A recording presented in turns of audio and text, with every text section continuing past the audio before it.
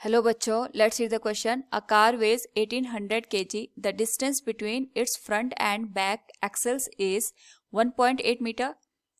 Its center of gravity is 1.05 meter behind the front axle.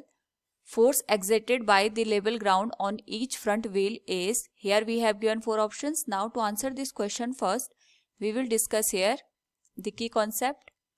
And here the key concept is torque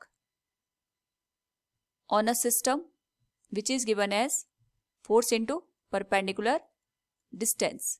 Now यहाँ पे हमारे पास एक car दे रखी है and mass of the car is given as 1800 kg. तो suppose ये car है हमारे पास, इसका जो मास है ये 1800 kg के बराबर दे रखा है.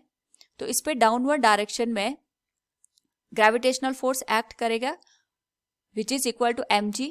और यहाँ पे कॉर्डिंग जो दोनों व्हील यहाँ पे ग्राउंड में एक्ट करेंगे, इन पे अपवर्ड डायरेक्शन में यहाँ पे नॉर्मल डायरेक्शन फोर्स एक्ट करेगा. ये हमारे पास बैक साइड का व्हील है और ये हमारे पास फ्रंट साइड का व्हील है. दोनों यहाँ पे ग्राउंड के कांटेक्ट में है तो दोनों पे नॉर्मल डायरेक्शन फोर्स एक्ट करेगा. इसको हम यहाँ पे NB का नाम दे देते हैं और यहाँ पे हम इसको NF का नाम दे देते हैं. It is normal direction force on the front wheel and it is a normal direction force on the back wheel. और इनके बीच की जो डिस्टेंस दे रखी है, यानी जो एक्सेल इनके बीच लग रखा है, इनके बीच का जो डिस्टेंस दे रखी है it is given as 1.8 metre. Now यहाँ पे अगर हम बैलेंस्ड कंडीशन को देखें तो बैलेंस कंडीशन का मतलब ये हो गया कि वर्टिकल डायरेक्शन में हमारे पास कार में कोई भी मोशन नहीं हो रहा है.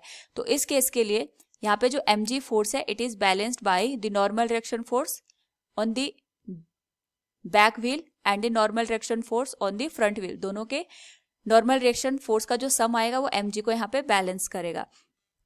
नाउ यहाँ पे अगर हम m की वैल्यू रख दें 1800, g की वैल्यू हम यहाँ पे 9.8 ले लेते हैं तो ये वैल्यू हो जाएगी NB प्लस NF. यहाँ से हमें एक इक्वेशन मिल जाएगी which will be NB plus NF will be equal to 17640 Newton.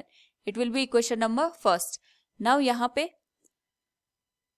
जो हमारे पास कार का सेंटर ऑफ ग्रेविटी दे रखा है it is given as 1.05 metre behind the front axle. अगर हम ये देखें कि हमारे पास ये एक्सेल हो गया, ये 1.8 मीटर हमारे पास लेंथ का है और यहाँ पे जो फ्रंट एक्सेल है, इससे जो हमारे पास फ्रंट एक्सेल दे रखा है इससे जो सेंटर ऑफ ग्रेविटी है इट इज 1.05 मीटर बिहाइंड. यानी यहाँ पे अगर हमारे पास सेंटर ऑफ ग्रेविटी एक्ट कर रही है, सेंटर ऑफ ग्रेविटी का मतलब हो गया पूरा का पूरा जो वेट है ऑफ द सिस्टम वो उसी पॉइंट पे यहाँ पे कंसंट्रेटेड होता है. तो फ्रंट जो हमारे पास एक्सेल है उससे सेंटर ऑफ ग्रेविटी की जो डिस्टेंस है इट इज 1.05 मीटर.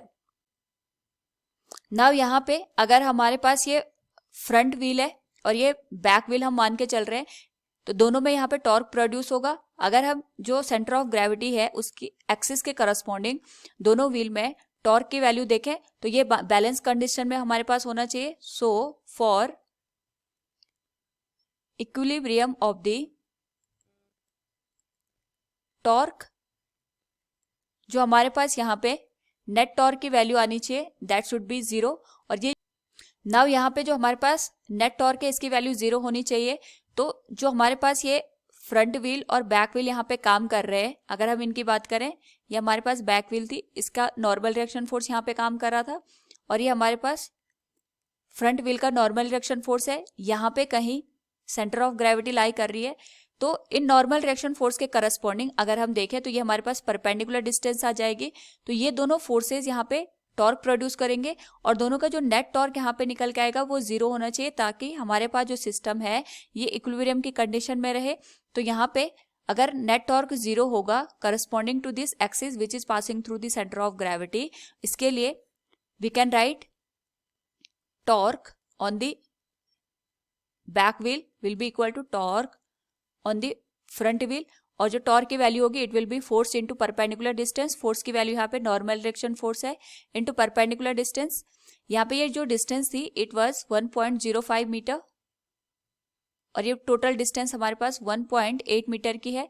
तो जो बैक व्हील है इससे जो डिस्टेंस आएगी perpendicular distance it will be 1.8 minus 1.05 metre will be equal to जो torque corresponding to the front wheel आएगा हमारे पास it will be NF into 1.05 metre.